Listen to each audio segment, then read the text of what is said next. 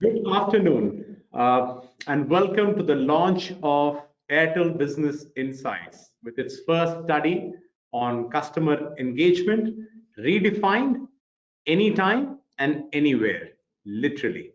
My name is Aditya Rath. My day job is I'm a partner with the business consulting practice at KPMG in India, and I work in the telecom, media, and technology space. And it's my absolute pleasure to spend this afternoon with all of you. Thank you so much for joining in large numbers that you have today for this lovely afternoon. I promise you, this is going to be exhilarating, and the insights that you're going to carry back is going to definitely add value for the time that you spent with us.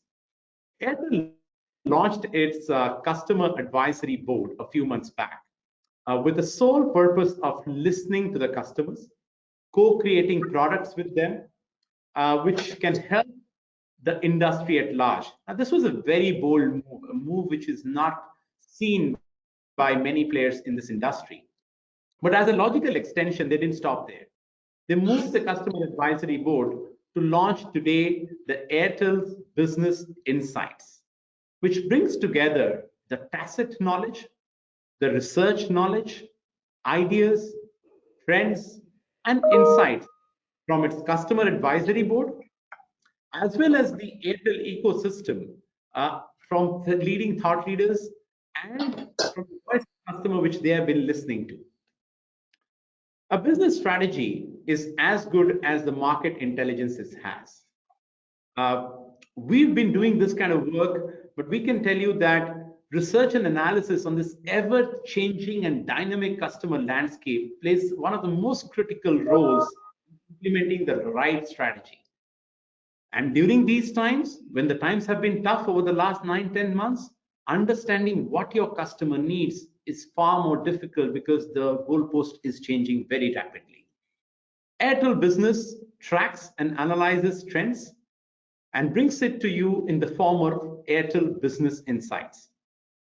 Through this channel, Airtel will deliver thought provoking leadership content relevant for the present day enterprises. I would love to begin with the keynote address by the Director and CEO of Airtel Business, under whose leadership Airtel has built and transformed the business, which resulted in Airtel Business achieving phenomenal growth and surpassing the industry average. It's my absolute pleasure to welcome Mr. Ajay Chitkar. Ajay, if you can have you here for your keynote address. Thanks, Aditya. Good afternoon, everyone. It's our pleasure to host each one of you. We are honored with your presence. Today, I wanted to share two stories of Airtel. One, which I'm sure you are aware of, and the second, you may not be aware. Let me begin with my first story and the first part, which I'm sure most of you are aware. Today, we are the second largest mobile company in the world. Every third person on the street is our customer. We are the largest B2B enterprise business in the country. We serve almost every enterprise and almost around 1 million SMB customers. We also run the biggest data center company, Nextra, in the country, wherein we have 10 large data centers and around 130 edge data centers. We have built the world-class network, which today connects not only every home, every consumer, but every business in the country. Now we are also venturing into the satellite space with a mission to connect every individual on the earth.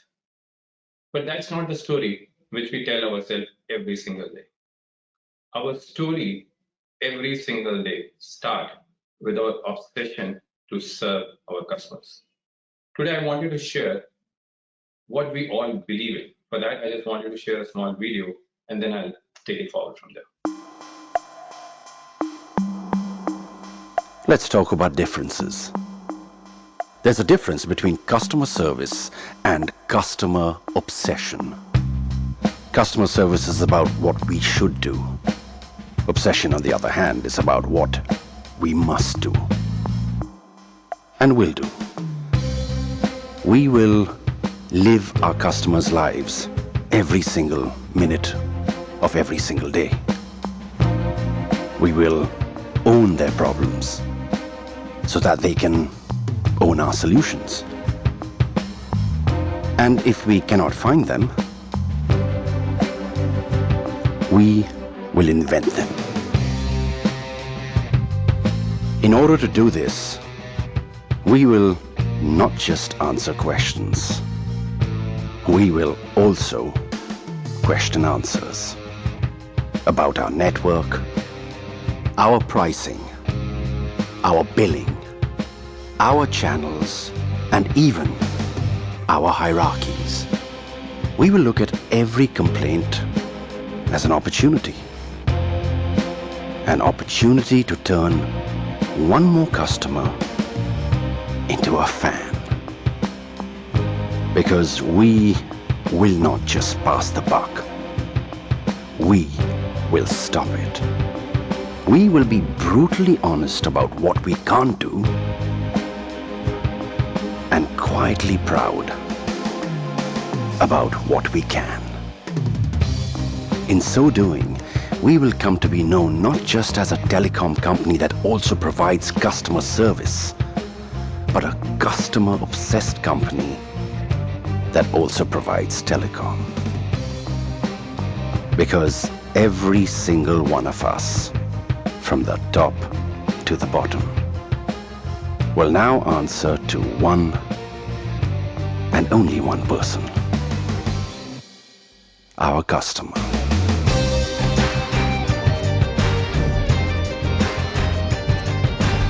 I am Airtel. I am Airtel. I am Airtel. I am Airtel. I am Airtel. I am Airtel. I am Airtel. I am Airtel. I am Airtel. I am Airtel. I am Airtel. I am Airtel. Which drives each one of us every single day. Last 6 to 9 months have been quite challenging for almost each one of us, every business, every industry. During this period, our teams have done amazing work. Our engineers, whether it was lockdown, whether it was offices when it was open or not open, they were on street, building network, solving customers' problem. We were also building network every single day so that each one of our enterprise customers can operate seamlessly from their home.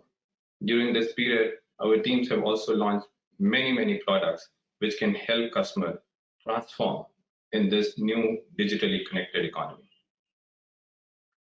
Today, what we have been doing from last few months, we have been engaging with every customer of us and asking them, tell us what more we can do to help and support your business. I think they have given us 3 clear feedbacks. The first one, they're asking us, help us grow and accelerate our business. Help us connect our customer digitally. For that, we have launched a product which is called Airtel IQ. Airtel IQ is our omni-channel cloud communication platform. That platform has been built and it has few unique strengths which are available. First, it is robust and secure because it has been built on the strength of telco network and all the security parameters which currently the telco network uses has been built into the Airtel IQ platform. Second, it is also cost effective. It ensures that every enterprise cost structure for connecting to the customer comes down by at least 30 to 40%. And third, it is intuitive. It is simple plug and play.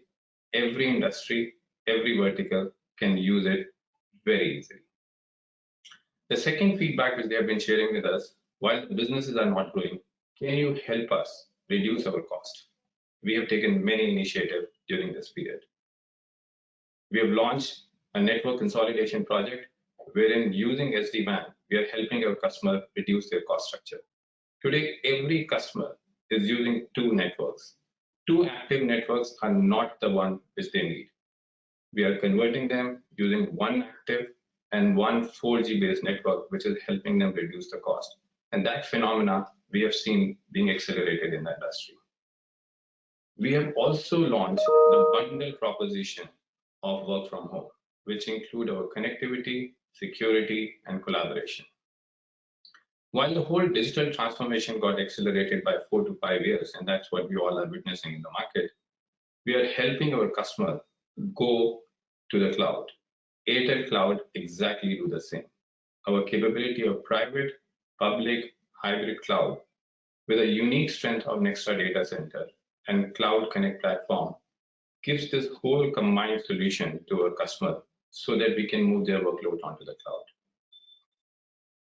The third piece which they have been asking us, while there is a huge digital transformation, every application has been consumed on cloud, there is an increased cybersecurity threat.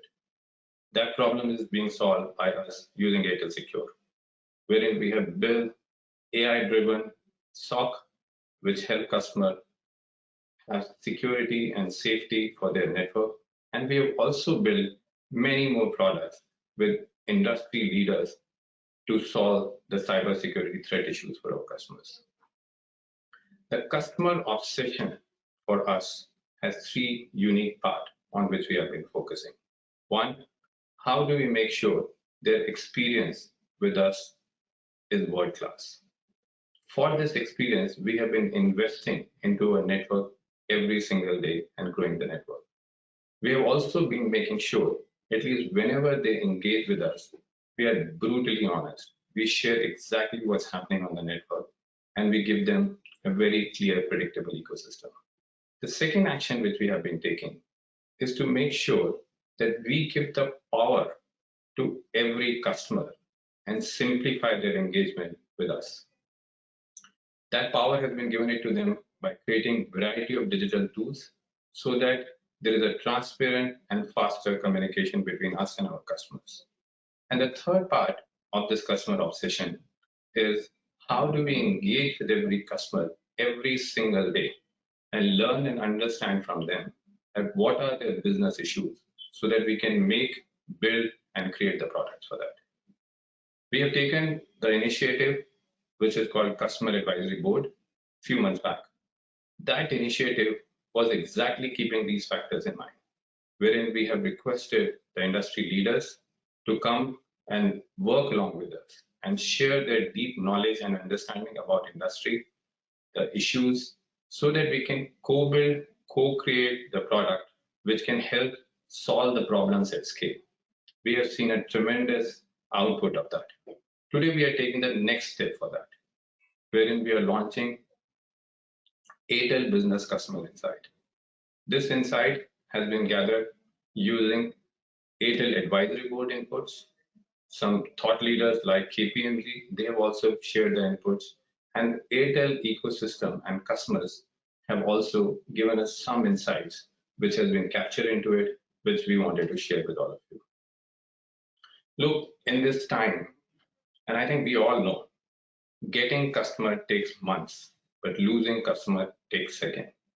In this tough environment, none of us wants to lose any of the customer, but we all want to get more and more customers.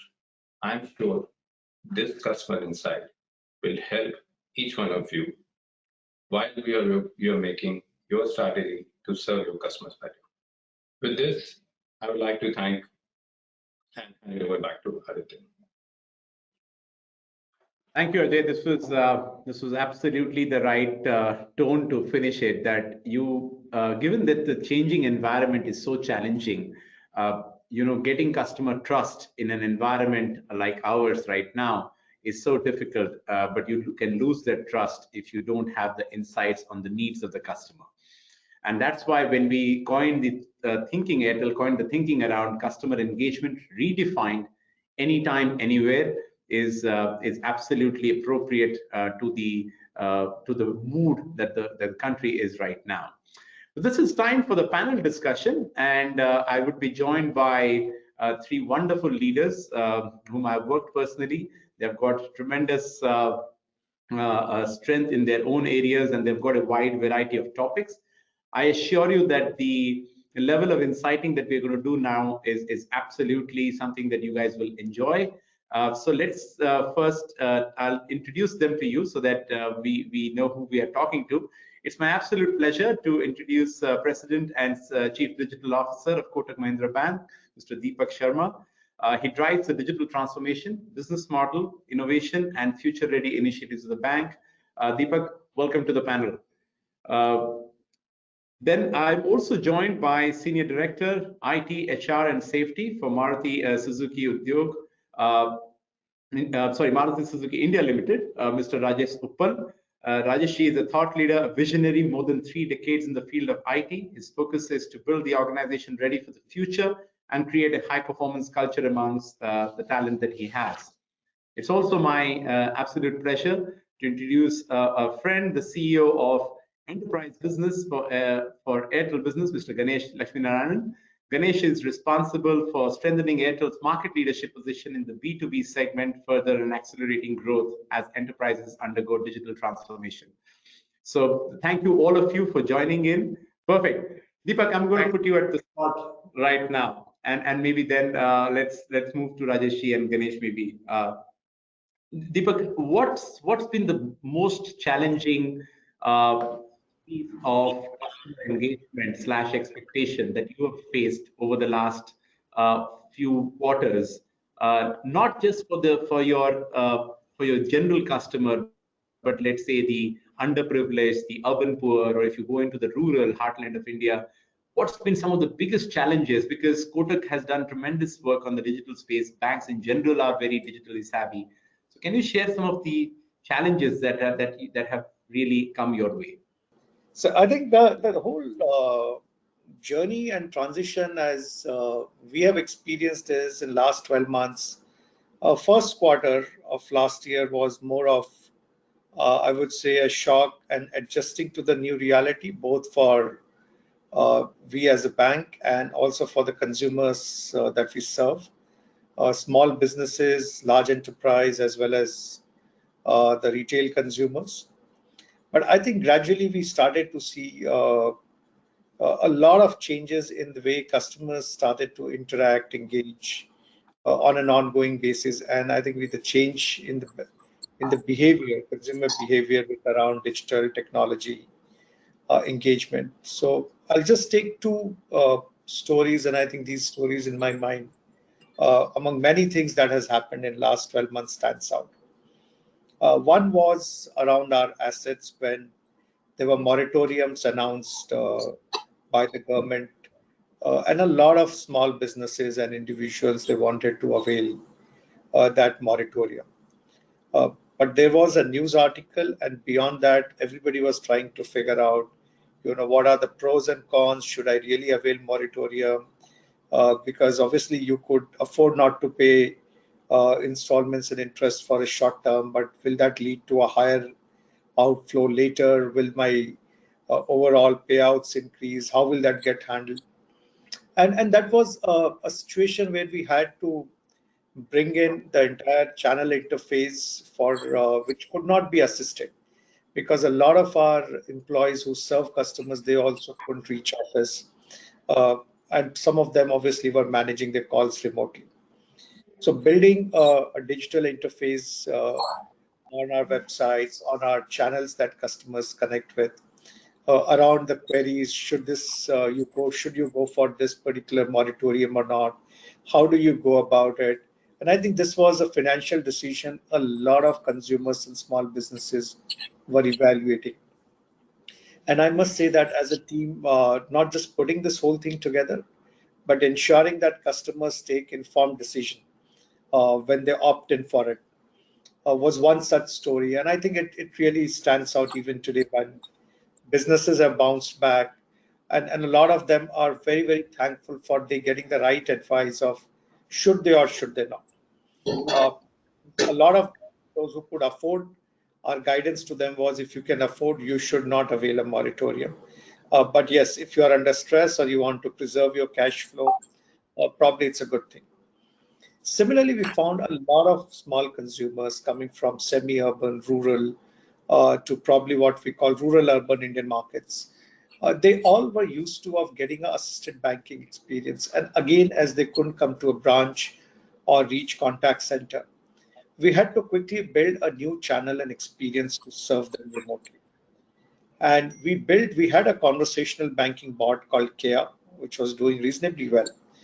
But within about a month, we added about close to 3x more skills to train the bot for all kind of queries and issues that customers may face. And from 80,000 skill sets, we moved on to 200,000 skill sets in about 30 days time. Uh, the option was simple. A lot of our employees, 60,000 of them, they knew how to serve customers in the physical world.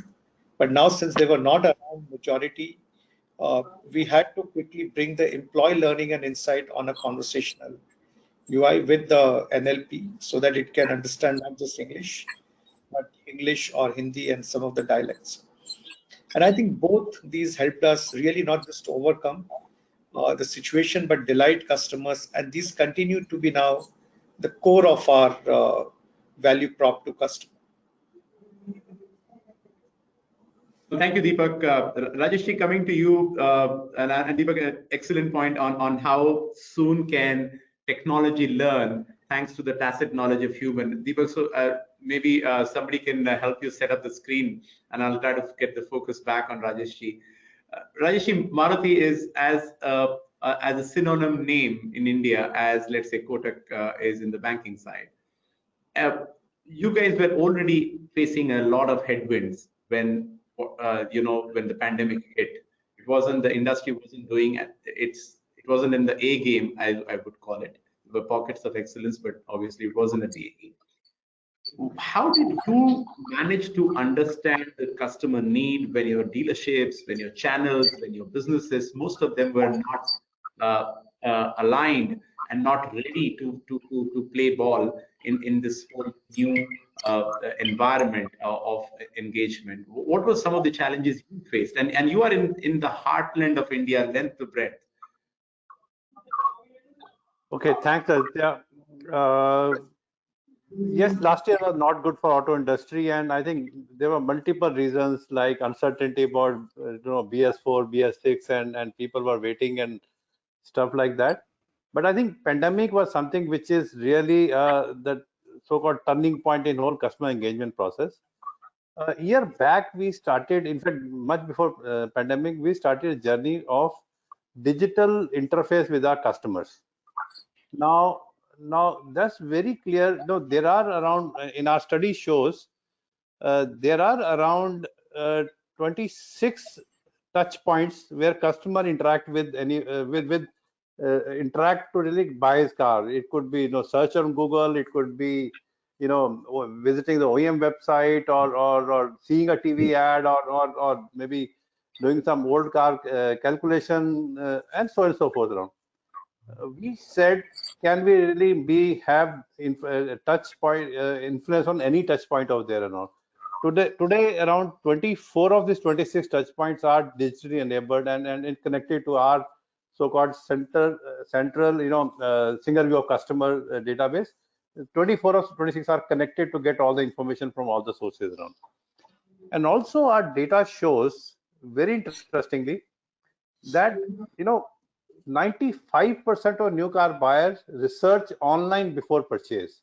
So the kind of data they leave in the social media space about their buying choices and research they are doing is phenomenally which can be consumed.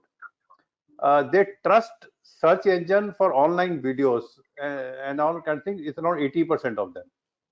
And also our research shows that they use online systems to really find out where the dealers are, and that's again around 60% of them do that, doing search on the online. So this is a data point very clearly showing that. So the point I'm making is we need to make sure that what customer looking for and all, and we have all the data into a single view of customer to manage those customers. Now, what pandemic did was very clearly was that the whole system has to be touchless. You could able to interact with him without physically meeting him and all, and that's where all this, our whole digital assets we have created to really manage our customer really came into place there and all, where we could really do everything around the customer requirement based on their feedback and all. Whether it is digitally interacting with us, or booking a test drive to give them a drive and all, or even going and delivering the vehicle to the customer at his place.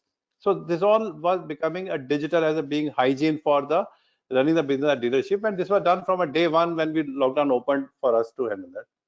Also, we started some of now the new businesses with respect to digital, because we looked at there are many people want to buy the car, and also maybe many of them doesn't want to get into the old share mobility businesses available in the market.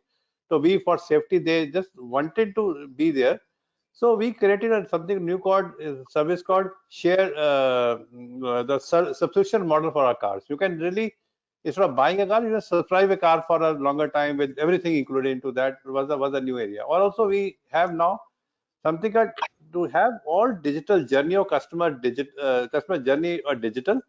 Even the financing also. So we have created a new finance marketplace now, where on backend we are connected with all the banks, leading banks in the country. And as a customer, when he comes to our platform for doing bookings and stuff like that, even he can digitally get the finance from his finance companies, or maybe finance company can bid for the loan to that customer, and provide him everything digital experience to really buy the car over there. So the point I'm making is digital became opportunity in this tough time, in the pandemic time. And are really you organized to really take this whole opportunity and bring that to a new level? Happy to say that today, markets are going very well for auto industries, and there's a huge demand over there and all.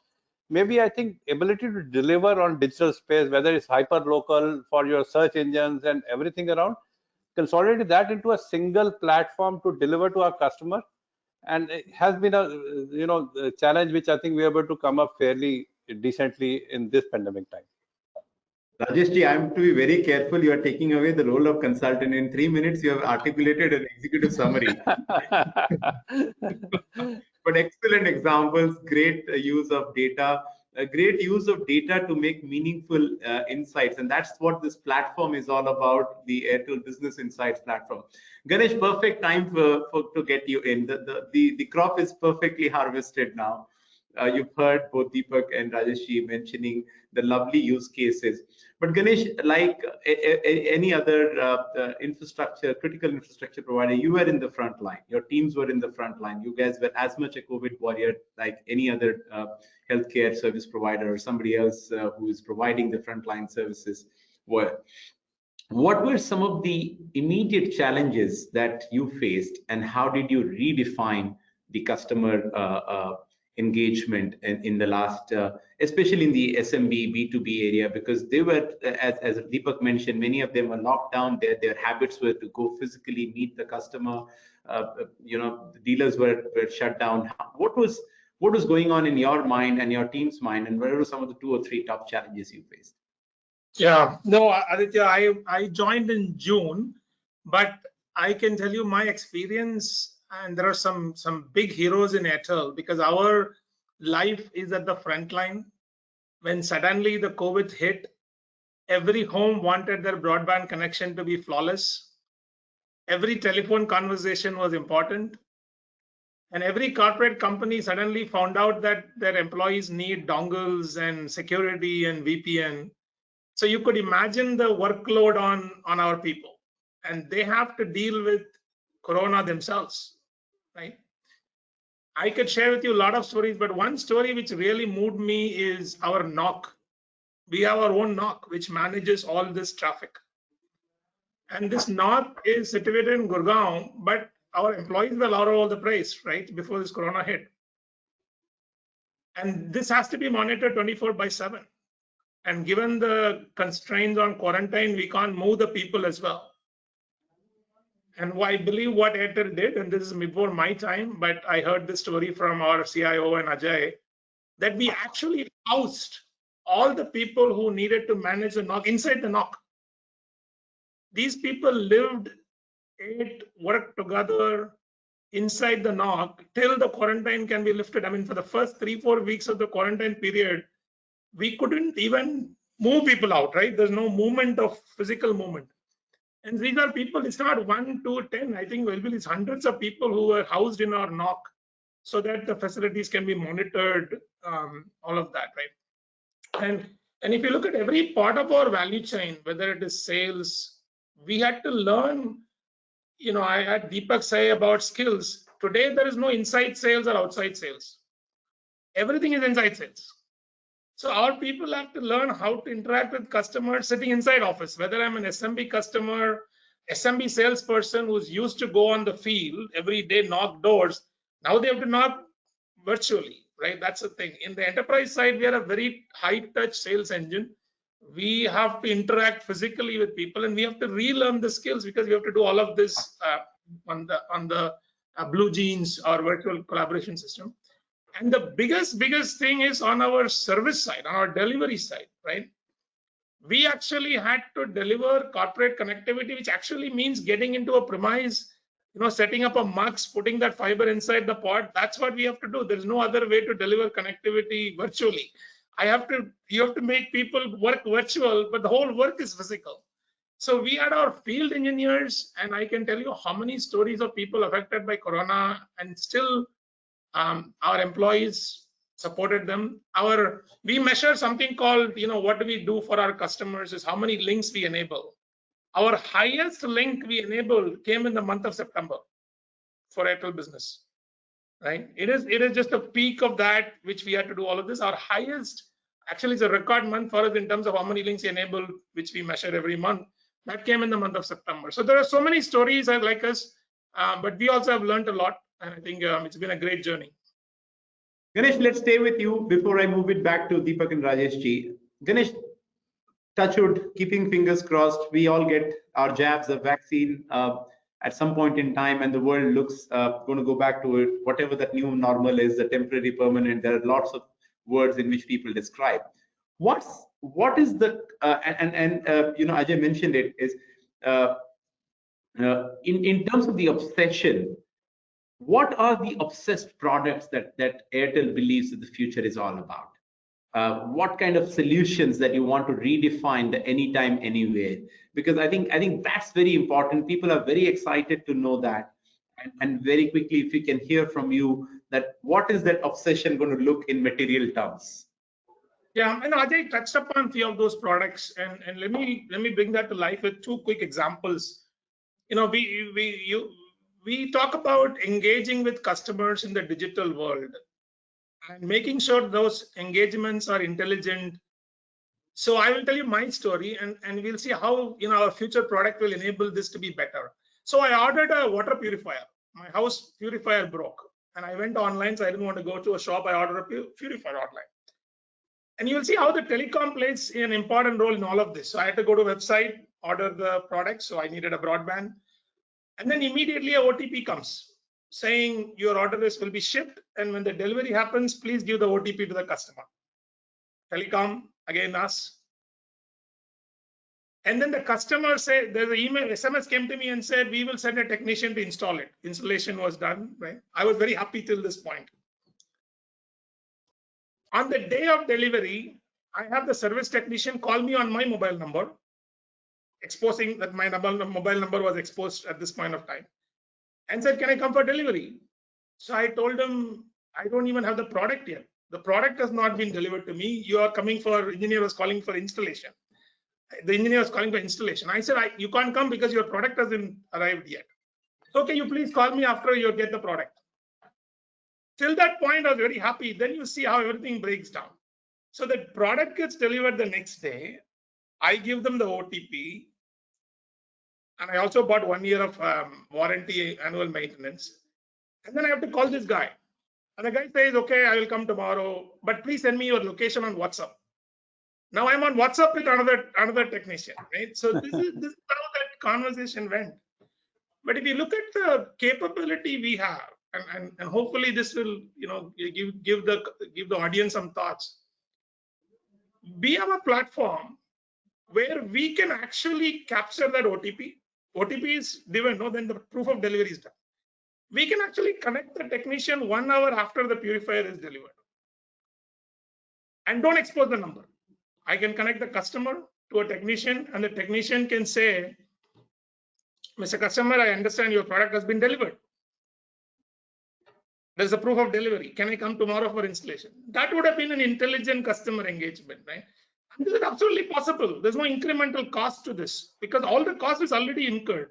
It is just that these two platforms are not talking to each other, and it is not secure because all the conversation is happening on the mobile phone, right? Now, this machine is 25,000 rupees, and I bought annual maintenance for 3,000 rupees. We actually can put a small SIM in that machine along with the machine, which keeps giving the location, giving telematics, everything, and it's not going to be very expensive. So I don't have to send my physical location.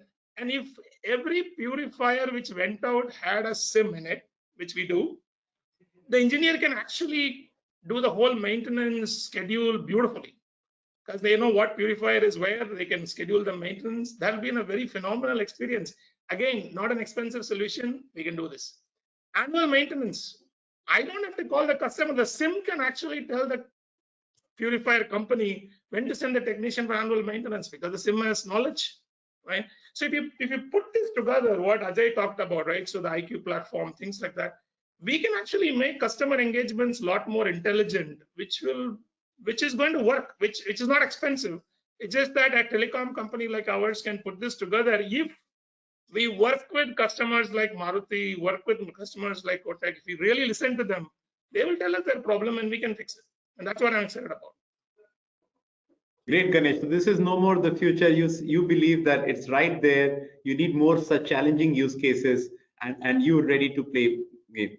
Let's we move need to to listen to our customers. That's the important part. I think, I am so happy to share the screen with two of the biggest brands. I am customer for Kotak, and like everybody in India, I was a customer for Maruti at some point of time in my life. And working with people like them, listening to their use cases, we can solve this problem. We can. There is technology ready available.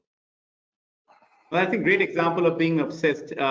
Deepak, again, the same question, but from a larger perspective.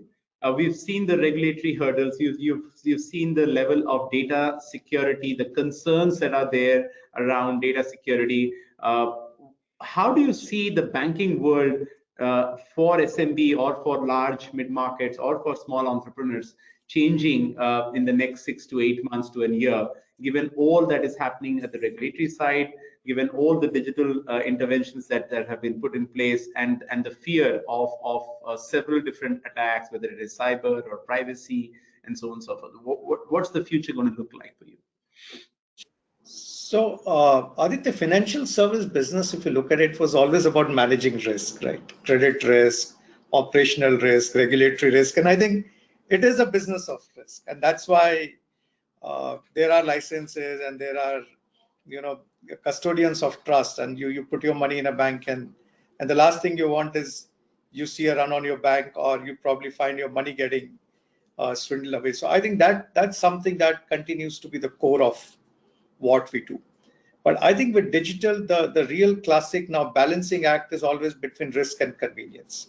How do we keep understanding risk? And risk is no more a function that only the risk folks in the organization understand, or only the compliance people understand, but everyone in the firm has to be mindful of it. And risk is not the reason to slow down. But risk, I always internally remind my colleagues across technology, digital products, it's like a brake that you have in your car. Because if you understand risk better, you can accelerate faster. And if you do not understand, then you're always prone to those accidents. And once you have one accident, believe you in me, it will slow you down by many years. And I think we have seen many examples around us. When you run faster without controls in place, what is the impact on business and regulators, government, media, I think you name it, customer advocacy. There is everything that goes around it. But I think the best thing about financial service also is that as you understand both the customer insights and the risk, you can actually balance and create products that customers value. And at the same time, you can build convenience. I'll just give you a couple of examples. Okay, I think you all know that the kind of frauds on payments and account getting compromised and all that keeps happening. But in the midst of all that, we were the first bank, and I think perhaps still we are the only bank in last year and a half, which said we will not ask you for a second factor authentication for a transaction up to 2,000 rupees online. Now, banks can take a call, but if there is a compromise, banks have to pay that, cover that loss for the customer. Now, it was a tough call. It's easiest to say, nobody does it. Why should I do it? And let customers enter two-factor even for a small value transaction when you shop online. We did our experiment and we gave customer a choice to say, hey, listen, we are ready to waive off a second factor on merchants that we think are trusted merchants. So it's not that it's open for all. but I know there are thousands of merchants. We look at similar lens for most of these calls that we have to take. The other one that we see today is a lot of these malwares, which are on the devices people download. A lot of these AnyDesk app through which there are either screen shares happen. Some of them are for right reasons, but obviously a lot of them fraudsters get customers to install such malicious apps to steal their credential. Now, again, you may educate customers a lot, but not every customer is as digital savvy. The question is, how do we protect customers when we know that customers are not aware about a lot of these risks, or they are walking on these minefield? Similarly, about the whole data privacy part, because with the data privacy regulation, which anytime should get passed, it's going to be even more important than what banks have been doing in terms of safeguarding data or ensuring that the data is stored properly, or even Aadhaar, because financial service or banks were the only entities which were allowed to use Aadhaar freely for rendering all financial service. But it was extremely important for us to ensure that Aadhaar is masked across all our systems. At any given point in time, one wouldn't able to know what the Aadhaar number was against that you offer the service. So I think it's a continuous race, I would say. It's not an easy answer. But I think keeping eyes open and treating risk as essential part of automobile, like Rajesh ji would agree, that without a good brake, you cannot, just putting a good accelerator doesn't help. You're going to crash. I see risk, privacy, core to the trust, core to financial service, and digital and innovation as that accelerator, which helps you move fast. I think Deepak, you very rightly put it, saying that it's not something that you redefine the engagement. You obviously have risk as a key attribute. In fact, I'm starting to get questions for you, Deepak, which I'm going to take in a minute after we get Rajesh ji on. Rajesh ji, what's the future? You've connected almost all your 27, 28 touch points. You've got the car connected now, and if Ganesh has it, he's going to put a SIM onto the car, and you would know where your car asset is in mobility as a service. What is the redefinition of the future looking like in the next 6 to 8 months? What is anytime, anywhere for Maruti? I think 28 touch point I said was before buying.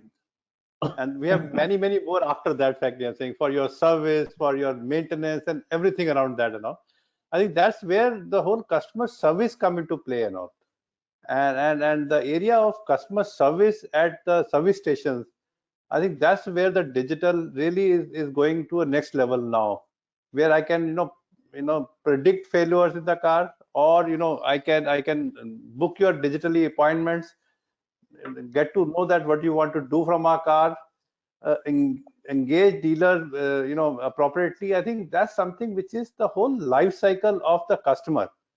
So not only the sales process, but whole life cycle and all, up to the point that you sell a new car to him when you likely to buy that and all, and when you buy that and all, how much accessory you will buy, and so on and so forth. So how you can influence the whole total life cycle of the customer by a seamless digital process, and that's the example which Ganesh gave was very phenomenal to handle that and all. So we're talking about customer application, we're talking about dealer sales executive application, or rather I'll say omni-channel applications to really give a consistent experience to customer in all the channels and all, and then to work on that is the whole future where we are working on. We are almost there into this whole journey, and maybe more adoption, more this thing is going on in this area. Second very interesting use case coming in our industry also is, right now the number of customers visiting dealership has reduced, but again it's coming back to normal with some social distancing around. Now we are also looking at whole digital signages process at dealerships, and the customer engagement process with the screen, that what do you search, what do you look at, that and all, even integrate that portion also with the backend. So what is running at dealership, in what language, in what size and fonts and all at dealership, controlled from a central control center, and then all the customer engagement on that again give you inputs on which color people are liking in this city, and so on and so forth, so that you learn more about customer at any touch points, and then in your whole customer analytics you come back to a prescriptive way that how the customer should be managed this particular on this channel. So I think the whole integrated customer journey with very clear customer analytics on backend to support this is the way forward for our industry, I guess. Rajeshji, perfect. So you have the rapid question, one answer, not more than 20 seconds. Rajeshji, what do you tell our audience who have joined us in large numbers? What is that one thing that they should definitely do, and that is the one thing that they should definitely not do to redefine the future? Just one thing that they should do and one thing they should definitely not do. First, and what they should do is unlearn the past. That is something, a big inhibitor on that. We are doing good till now, and that will be something which will be become a big limitation of not changing or that. So unlearning the past will be one thing everybody has to do, and not to do would be, maybe it's not a one solution of ERP to implementation. It's a journey which you have to run through that. Get ready for a long digital journey for the organization. Thank you. Ganesh, one thing to do, one thing not to do. That was not in the, it was not in the cheat sheet.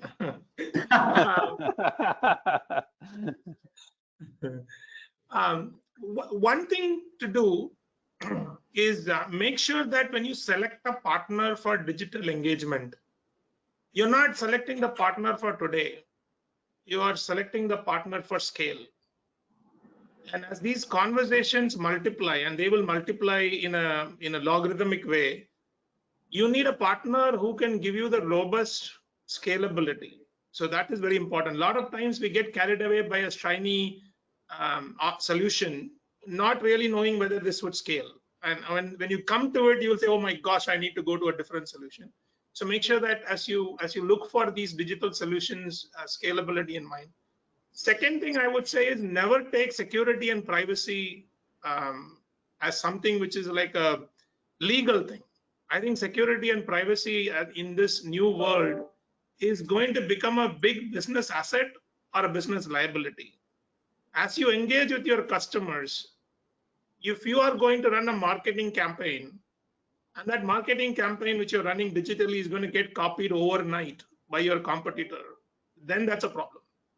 So whether it's your engagement with your customers, engaging with your partners, make sure that privacy and security, you don't consider that as a legal liability, but it's an important business imperative. Thank you, Ganesh. Deepak, one thing to do, one thing not to do. So I will say one sentence, and I think that will cover both, hopefully. Don't look at your industry as you look at your strategy, but look at your customers, because the boundaries of industries are just blurring. If you're focused on your industry, you will be doomed sooner or later. Thank you so much. I would hold on to the questions. I'm requesting all of you out there, all of our listeners who have joined in, all the guests who are on there. This in large numbers. We've got a few questions in. I'm going to get all the customer advisory board members, and we will do a Q&A after this. But thank you so much, Rajeshji, Ganesh, and Deepak, for sharing what I call as the golden nuggets. These are absolutely practical experiences. There was no gyan around it. But this is the right time for us to unveil the first edition, and I invite Ganesh to unveil the first edition of Airtel Business Customer Insights Report. So Ganesh, over to you. Thank you. So, you know what we have learned, as Ajay said, we pulled together this group of people. These are some of the amazing brands in the industry. You saw Maruti and Kotak on, and we will have some of our other customer advisory boards members on the panel here soon. So these are companies which are trusted by millions and millions of customers. Titan is great, one of them, and there is about 12, 13 of them in this one, and I will take a long time to mention all of them. And we brought them together to learn from them. And we wanted to bring a series of reports based on what we are hearing from these industry leaders. And this report, which we will announce and launch today, is the first of this series. And what I really like about this report is that there is a framework, you know, since it was also, as there was some contribution from KPMG, a consultant, you have to have a framework. So we have 5 pillars, all of that is real. But what I really liked about this report is the examples. the examples of what is possible in a customer engagement, in an omni-channel customer engagement, which is intelligent, which is contextualized, which is secure, and how that brings out the value. The amazing example shown here is should rekindle our imagination, right? As Deepak said, look for strategy not within your industry but across. And I think there are so many examples here which are shown, which I'm hoping that our customers in the audience and who will read this report will find valuable. And we can absolutely enable some of those solutions, and we will love to do that for our customers as well. There are two asks from our side. One is, this is our first report, so we will love to hear from all of you, your feedback, what we could do in the future. Definitely something we want to improve upon. Second is, we also would love to hear from our customers what other areas you would want us to get engaged with the customer advisory board, so that we can bring things which are relevant to you. And make sure that the future reports are things which you have in your mind, and we engage it through our own Salesforce, but we love to hear from this audience as well. So with those two, I would love to virtually launch the report. I think there's a video.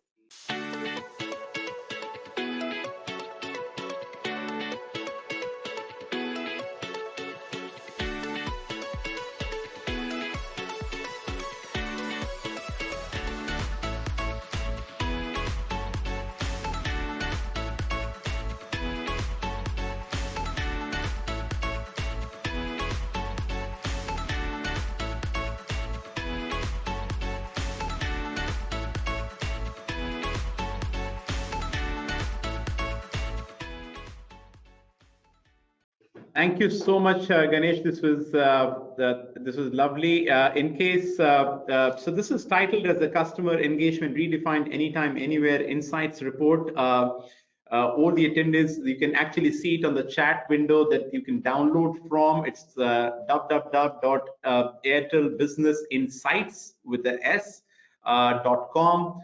Do go into the chat window. The link has been put in by our colleagues out there. And you can actually, so there you have the link also. Please go in, access the report. And what's very interesting is at the end of the report, there is a customer engagement maturity score that comes out. And this score is readily available to you. You do get a quick preview, a snapshot of where exactly is the maturity in your organization. You can use that to have further conversations with your stakeholders, or do write back to the emails mentioned around that. So let's open the floor now to Q&A. If the console can get all our customer advisory board members online. We have a wonderful set of panelists out here. And some of them have joined us today, and we will start taking some questions. Ajay, if you can also join us, that'll be great. Ganesh is already with us. If you can get Ajay there, that'll be superb. And thank you, Ajay. And I would also request both Rajesh ji and Deepak to be also there with us. Okay, I have a whole bunch of questions, and okay, let's start. Ajay, I'm going to take the first one for you before I move to the next one. What are the key aspects to be addressed for hyper-personalized customer engagement? Look, I think today every business is unique. Every customer is unique. Every market campaign is unique. As we all discussed, there are two parts of customer engagement. The first part of customer engagement is how do we get the right customers?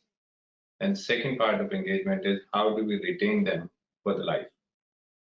So hyper personal, localized initiatives can only be done when you combine the only channel solution for it, which has data, which has location, which has timely action to solve your customer problems.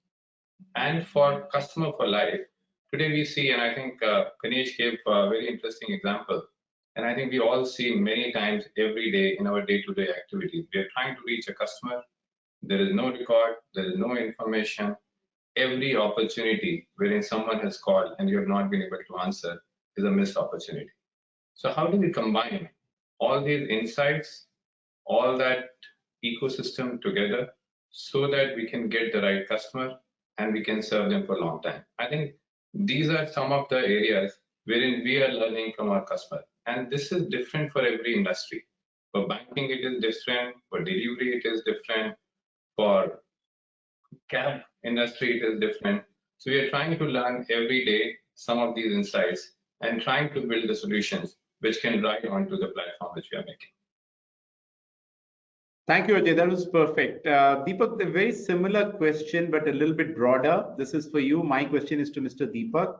What kind of transformation Kotak is planning, and where are you now in terms of digital transformation? Well, transformation is a journey. So I think it's a multi-year journey, so as to say. And when you use word transformation, I think there are many layers to it. Eventually, while we are talking of customer facing, which is what typically covers channels, processes, customer journey redesign. But I think there is a larger part of transformation is at the back end. And I think that's where a lot of work is happening in terms of re-architecting our core tech stack. So we are moving a lot of our applications onto cloud. We are moving it to containers so that we can spin in and out a lot of applications to leverage the benefit of cloud. Re-looking at our whole security and operation architecture, looking at scaling up the processes more as an automation, running it as a COE to build more of workflows and RPAs and straight through processes, cutting across credit risk, anti-money laundering processes, operations, redesigning branches, because as we start seeing that most of the transactions are moving out of the branch has to be repurposed for a more richer discussion rather than transaction support. So largely contact center with remote working, because we expect that 50% of our people will continue to work remotely even after pandemic. So I think designing the processes, systems, organization, controls to support permanent work from home.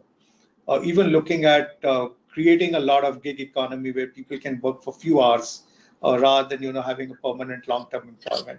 And each of this requires a very different set of tools and processes. So I can go on and on, but largely I would say all our transformation is, we broadly split it into Horizon 1, that's transform the core, what we keep doing every day, and Horizon 2, which is reimagine and build the future. And that's where a lot of new business models, platformization, open APIs and open banking ecosystem, and many more such things comes in. Perfect, Deepak. Horizon 1 and Horizon 2. This is the longest question, but there are multiple questions in the same thread. So, and this is to all the panelists. I also want to welcome Mr. Ramanna from HCL. Thank you, sir, for joining us. He's a part of our customer advisory board.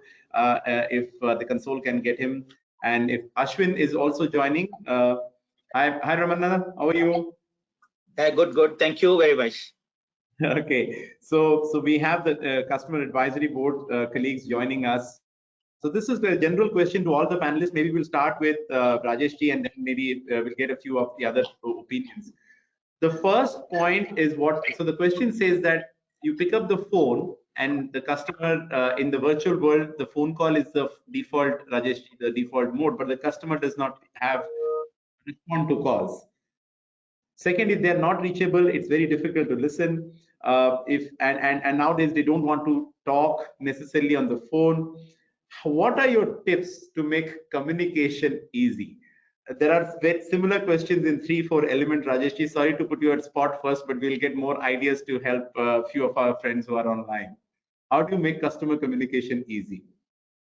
Okay, I think with each engagement with a customer, can we learn him more than earlier what you know about him and all?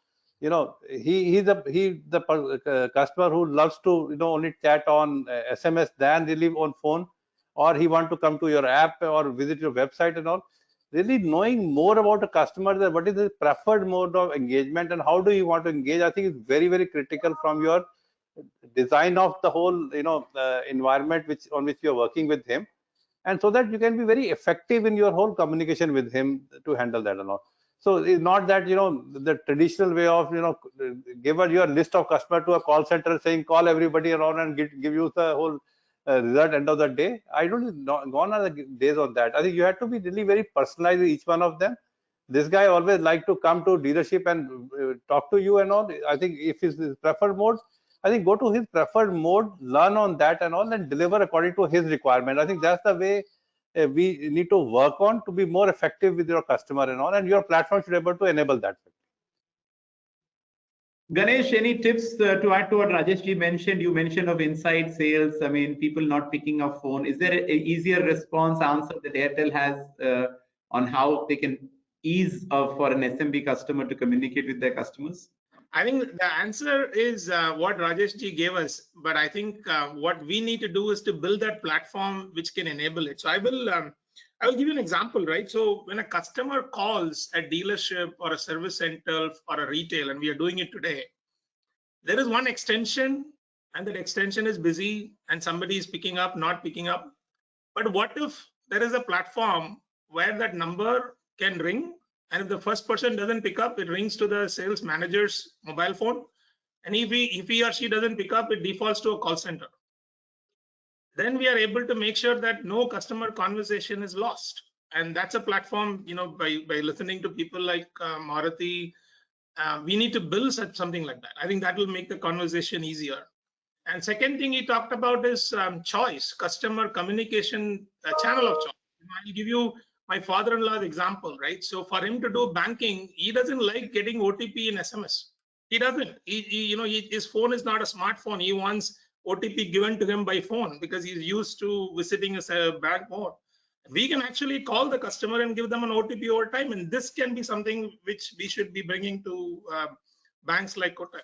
I think the answer is exactly what Mr. Rajesh said. If you know your customers well enough, and then you can design a communication strategy around him or her, then they will talk. They will engage with you on WhatsApp. They'll engage with you on SMS. And those solutions are available today. I think it's imperative on partners like us to listen to that and build those solutions and bring it to market. Absolutely, I echo this thought. Ramana, you are here, so let me just ask one question to you. Thanks for joining once again. There's a question around what are some of the factors which brands should focus on while identifying a customer engagement platform? So what factors do you keep in mind when you're selecting a customer engagement platform? Yeah, I think there are a few things just to add the previous point as well as the new one. I think digital experience is the way of looking at customer engagement. And with a new world of virtually an employee or the customer should be able to engage, that is the user experience, user interface, and digital experience is the most. That is one. Second one is the customer should be able to access this digital platform from anywhere. It could be from his office, it could be from his home, or he could be on the road. I think that plays a huge infrastructure and transformation in the telecommunication area. And third one is from any device. It could be mobile, it could be laptop, it could be desktop, it could be any tablet. I think that is one. And then obviously going to any browser. And all of them has to give a very, very great experience of the customer. That is one. And we have to map his journey. How is he going to choose a product, and what is going to do for selecting a product, and map the customer journey from his inquiry or starting of requirement to fulfilling. You map the end-to-end piece of it, then you segregate that into a couple of things, like one, inquiry, then real buy, and third, after buy or after sales, whatever you call it. You map all of them together and then put the experience and decide the platform with anywhere, any device, and digital experience and customer life cycle from requisition to the retirement. I think that's where the big play happens, and choose the right platform fitting your requirements. Thank you so much. I think we have absolutely run out of time. In case you have questions, please do write to us. Thank you, first of all, to Deepak, Rajesh ji, Ganesh, Ajay, Ramana for joining us. It's an absolute pleasure to have you this afternoon. Thank you to the entire team for putting this up. It's been when we bring out these insights, when Airtel brings this insights report out, we hope that you see that the work is very real in terms of how it's been for the customer. The voice of customer has been baked into it. Do go in, download it from airtelbusinessinsights.com. We thank you for joining us this afternoon. We hope that your time is well spent. We hope that you will be able to get insights into what you could do in your businesses to enhance customer engagement anytime, anywhere. On behalf of everybody on the team, I sincerely thank you. And to the next, till the next episodes, stay safe. Do get your vaccine shots as and when you do have your turn, and remain engaged with your customer. Thank you once again, all panelists and the team. Thank you.